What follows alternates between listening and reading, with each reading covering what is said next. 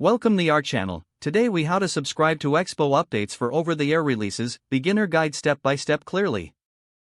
Next, navigate to the Expo website.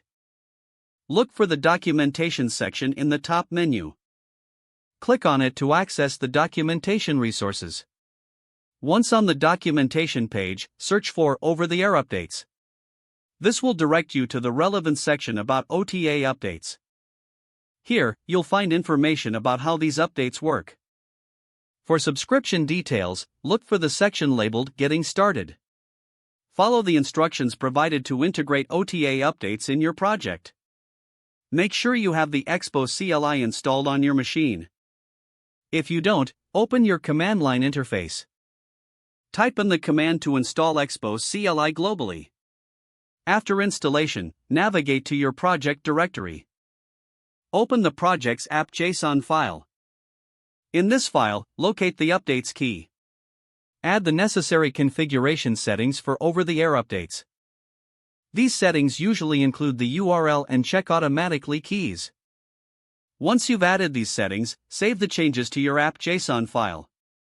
Next, you'll want to publish your project. In your command line, type the command to publish your project to Expo.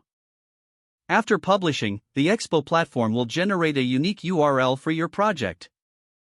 Open your terminal and type the command to create a subscription. Follow the prompts to complete the subscription process. Now, your application is set to receive over-the-air updates automatically.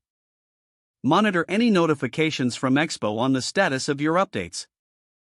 With these steps, you're ready to enjoy seamless updates in your Expo project.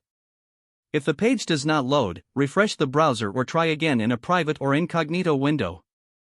Make sure you are using the correct email address, then retype it carefully to avoid small typos. If your password is not accepted, use the reset option and create a new strong password you can remember. Check your spam folder for verification or security emails, then complete any requested confirmation steps. Enable two-factor authentication if available to improve account security and reduce unauthorized access risk. Don't forget to like this video and subscribe to our channel for more step-by-step tech guides.